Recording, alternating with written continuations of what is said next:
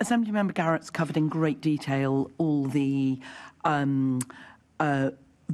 what you've described previously, or TfL has described previously, as reimagining London's bus network with all the different kinds of priority measures. But I'm wanting to think about this from the perspective of passengers and just what reimagining the bus network means for Londoners and what they get from their buses. And many of us around this horseshoe have experienced kind of emails and concerns raised by people living in particular parts of London where their bus network has changed. And it really made me think about the difference between the relationship of buses to where you live and the tube and a tube or train station to where you live. So if you live near a tube or train station, that station isn't going to move. It might get fewer services or whatever, but basically it retains the same relationship to your home and the same walking distance to get there to be able to access transport services. If you live in some parts of outer London where bus routes have changed, you can end up with a much, much longer walk to access a bus, and so your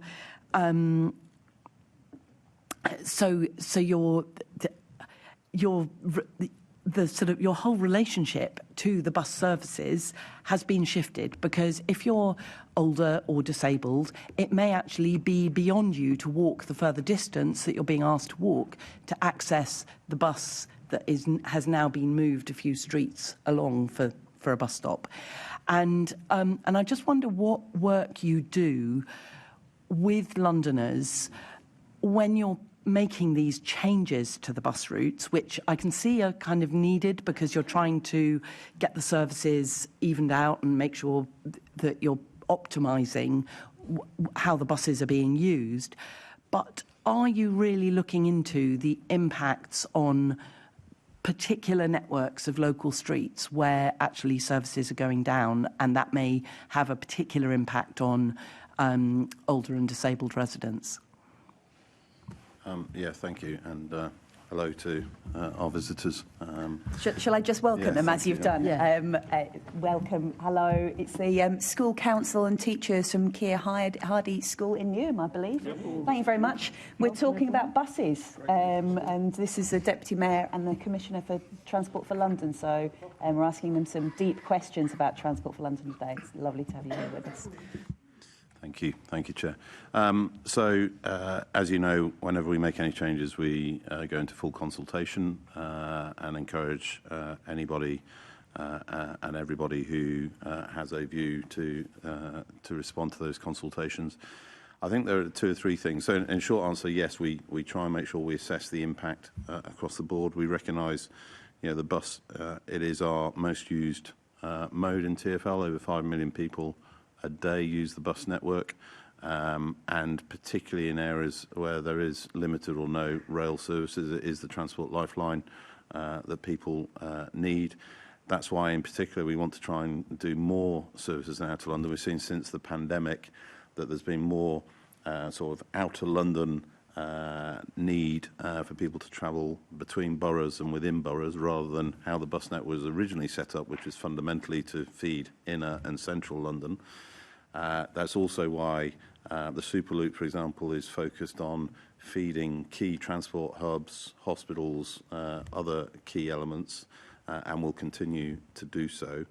The other thing, I forget the stat, but something like 85% of Londoners live within 400 metres of a bus stop.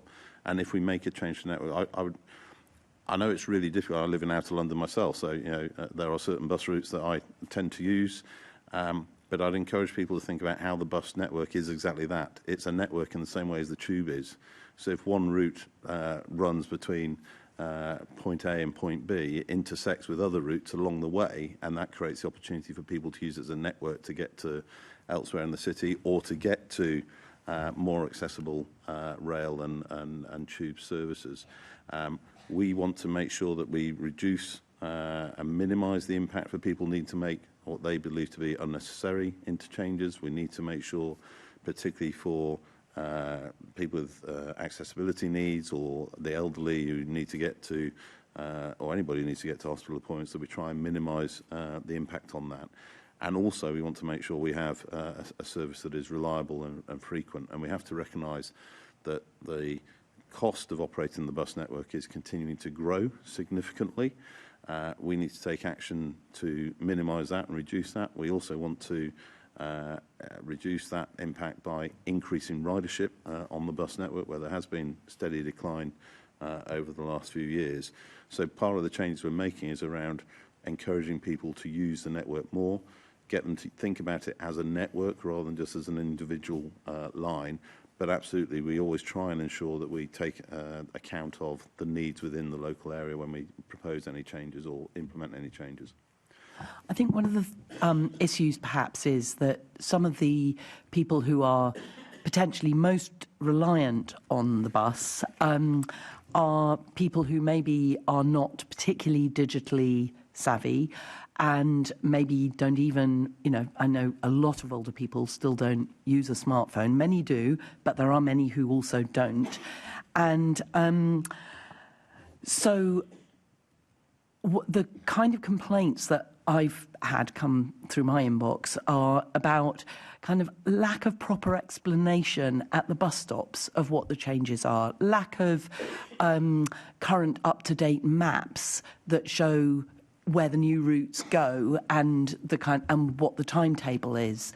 And those are the kind of it's putting attention to those kind of changes that are making sure that all residents, and particularly those people who either can't afford a smartphone or don't have one, and particularly if there isn't a digital display board at the bus stop, which in many bus stops there isn't, just making sure that there's real thought given to that old-fashioned communication of signs, maps, and just good, clear, basic communication, and getting it out into local libraries, other local places, so that people can learn about those bus route changes and kind of really not find themselves feeling like they've lost service. So I couldn't agree more. As far as I'm aware, we absolutely put that signage out at bus shelters and bus stops. I'll take the point away around putting it in the local community as part of consultation or as part of advance notice prior to any changes being made. And I'll come back and confirm what we do, and equally, if we don't, see what more we can do to do that.